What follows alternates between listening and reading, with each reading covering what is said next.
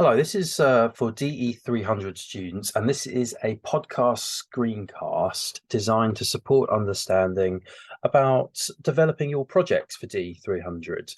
And, we have opportunities to catch up about this in the tutorials and on email and in the project forum and all these amazing spaces. But it just feels like something useful as we head into the TMA2 work, the literature review with TMA2 work, just to think about what's involved in the project work. Now, some of you will be well underway with developing your project ideas and will have been getting ideas going on the project forum and by email and everything. But other people will be thinking, well, what on earth am I meant to do here? I'm being asked to develop a survey project, a psychology survey project. And how do I do that? How do I go about starting that process? And this podcast is mainly directed for you guys and thinking about how this is going to work. I think developing a project involves a few key stages, but from that point forward, it's going to be pretty straightforward. I think for most of you, you're going to be doing a project where you're looking at the relationship between variables in a multiple regression kind of way. Now, why do I go ahead and use horrible language like that? Multiple regression. No one wants to hear that kind of statistical kind of stuff. Well, some of us do, but not all of us do. The reason why I bring that kind of methods of analysis language in at this stage is because it makes a difference to what your project looks like, I guess. Most of you will be doing a multiple regression type of project, which means looking at a set of two or more predictors of a defined outcome variable and looking at the relationship between those variables. A very small number of you, it's normally one student in every 35, 40 students does this per DE300 presentation. A number of you might want to do a thing called principal components analysis, which you'll come across in DE300, which is where you're designing a scale and looking at the psychometric properties of that scale. Most of you probably will do a multiple regression. And for that reason, I'm going to be talking in kind of as if you're doing and planning and preparing a multiple regression type project. But let me know if you're not, of course, and we'll have that different kind of conversation if that's the case. So you're thinking, how am I going to prepare a project work? Well, there are three things to think about, I think, with developing an idea for a project for DE300. The first thing is it needs to be ethically okay. It needs to be low sensitivity. So it needs to be looking at measuring things from your participants that aren't going to cause them distress, that are going to be low sensitivity. And that means not asking questions about kind of traumatic previous incidents, not asking questions about family relationships, maybe not using measures of things like depression, which is this is serious stuff. This is serious. These are serious things to be thinking about. We can do something more light touch, more low risk sensitivity wise for the DE300 project, and it will work very, very well.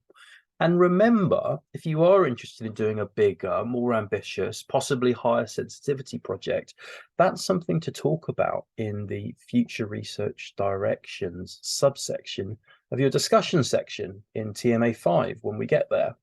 So all of those ideas you have about kind of a more clinically focused, perhaps, a more kind of higher sensitivity project, keep those ideas, but we won't do them for the DE300 project. We'll do something lower risk, lower sensitivity. So ethics considerations is part of it. What's another consideration? Practicalities, pragmatics. So it's got to be a project where it's going to be straightforward to recruit to and which isn't going to take too much of your time overall. So there are different considerations there. One of them is around sampling. So you might have this amazing idea for a project that involves designing a survey that you send out to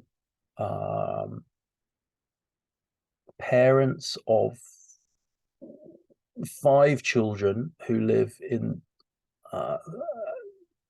northeast London, who are from a Sikh background. Okay, now that would be a very, very specific sampling approach. Might be quite hard to recruit to unless you know a lot of people who tick all of those demographic specifications. What's going to be more straightforward is to broaden out your project focus, do something a little bit more open-ended rather than something more narrowly focused. So perhaps in the case of that example I gave there, sending out a survey to people without any kind of geographical requirements, perhaps, it's people who are currently living in the UK, but you might want to have a bit of that sampling focus. So it could be adults aged 18 plus from the Sikh community who are currently living in the UK. It's a lot broader. It will be a lot more straightforward to recruit to. Practicalities and pragmatics are also there when it comes to thinking about the variables and scales you'll use for your project. So not having too many is important. We want people to be completing all of your survey, not just a bit of it. So having a relatively short survey is important, therefore having fewer scales and measures is a consideration. So you actually really just need 3 main scales or variables for your survey. 1 outcome variable, or DV, and 2 or more predictor variables, or IVs, if you like. That will work absolutely fine. If you want a 3rd IV or predictor variable, that's also fine.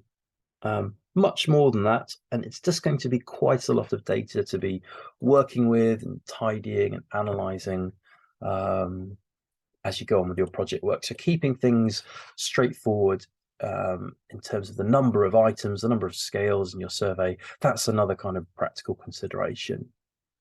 So where have we gone? We've done ethics. Practicalities was a 2nd consideration. What's a 3rd consideration? Well, this is a big one. It does come 3rd, but it is a big one. Motivation, something you care about. You've done 2, 3, maybe more years studying towards your BSc psychology degrees. You've done all these different TMAs for these different modules about subject areas that hopefully have mainly been really exciting and stimulating. But some, inevitably, you'll have liked a bit more than others. Here is a project area where you can decide the topic area that you focus on. You can't make every decision under the sun. There is a DE300 kind of spec we're following here in terms of the project work, but you can choose what rough area you're focusing on. So that could be resilience and personality, that could be well-being and the dark triad, it could be all sorts of different combinations. But choosing a project area, something that motivates you, something that you care about, something where you're running a literature review, you're really interested to read some articles in that particular area, something where you're using scales that are measuring psychological constructs that you're excited by, that you're interested in. It's really important. It makes all the difference to turning the project work from that bit more of a strain and an obstacle to something that's more like something pleasurable, something enjoyable, something that you can go the extra mile for when things feel a bit difficult in terms of doing studies all round. So having something that motivates you, that's a big one. Now, where do you go from there? Well, I think things can actually come together quite quickly from there. So already I've been using words and ideas and talking here in ways that might have given you ideas about what you'd like to focus on. I think having, just using some simple ideas will start things off. So perhaps think about, a behavior or a psychological construct that particularly interests you.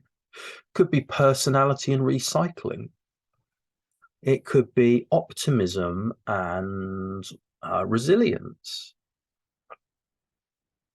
It could be something to do with the dark triad and taking regular physical activity.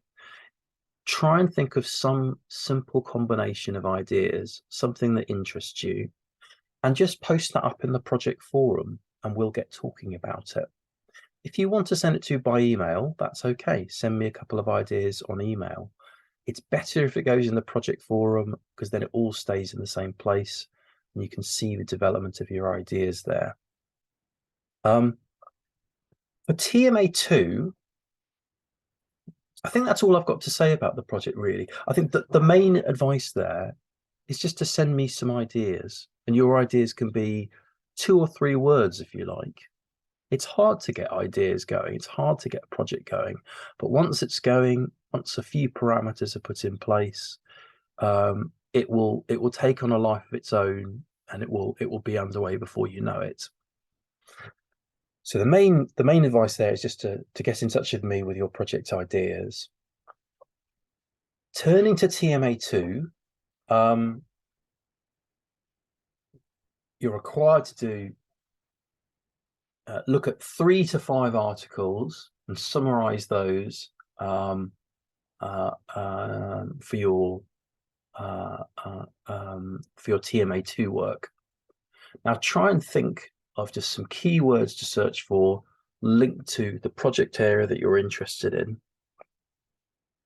These don't have to be huge summaries, but I think, with a 1,200 word limit, you're going to be looking at something like maybe 200, 250 word summaries. See how you go. Pick out details about the sample used in the study, the methods used, something about the findings. The articles all need to share something in common for the project you're interested in. So if it is about resilience and recycling, or personality and recycling behavior, let's say, those could be the keywords you use in your Google Scholar search or in your academic database search. Searching for those keywords in the title only of the articles you're looking for. You'll soon find some studies that are relevant.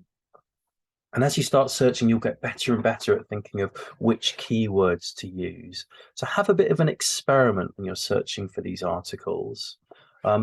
Also, look in the reference section of these articles, because that will give you other ideas for articles you could be looking for and including in your literature review. I think summarizing those articles is tricky once you first start doing it. I think that's fair to acknowledge. It's a different kind of skill. The abstract and title are great places to start. So don't just copy them outright, but do refer to them and start thinking about how you could summarize these studies in your own words. Then go into the article and try and pull out a bit more detail from different sections of the article. So maybe something about the sample in the methods section, something about the findings from the results section, maybe something about how the article authors have interpreted their findings somewhere in the discussion section. There are going to be lots of bits of the article you can kind of raid for information about what to include in your summaries of the article, but the summaries do need to be in your own words.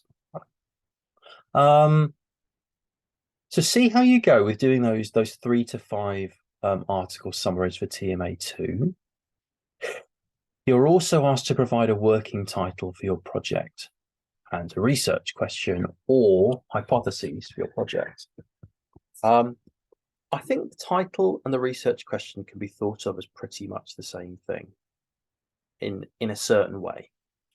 So if it's about personality and recycling behavior, I think your working title would be something like a survey project exploring the relationship between personality traits and recycling.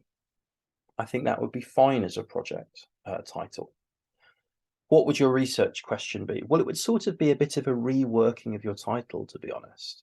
So in that example, it might be something like, what is the relationship between personality and recycling behavior, question mark. Now, that would be fine as a research question. It might be a little bit more fine-grained. You might want to name the personality traits. So your research question might be, what is the relationship between neuroticism, extroversion, and recycling behavior, question mark. I think either of those would be fine. You could present hypotheses for your TMA2 work. I think probably presenting research questions at this stage is going to be fine. If you want to present hypotheses, a hypothesis or hypotheses, get in touch with me and let me know, and we'll talk about it. The hypotheses will probably be kind of more exploratory than focused. So you'll probably be presenting them as what are called two-tailed hypotheses rather than one-tailed hypotheses. But rather than get into that in this screencast podcast, let me know if you're planning to do hypotheses, and we can talk about that. The TMA2 work sets things up for TMA3 when we're preparing that project proposal. So it's another kind of stepping stone towards your project work. So things build in TMA2 and TMA3. TMA3 onwards, you're in the process of collecting your data after you've been approved to do your project works, after you've been ethically approved. So, you know, TMA2 is kind of the foundations of your project work. So, you know, enjoy it. It's different. Summarizing, finding and summarizing articles is a tricky new skill, but you're all going to be fantastic at it. You're all going to be looking at projects that are close to your own interests, and we're going to be building things here in a way that sets things up well for the TMA3 work. I hope this has been useful, this screencast podcast. Please, as always, email me with any questions, and good luck with your TMA2 work. I hope it goes really well.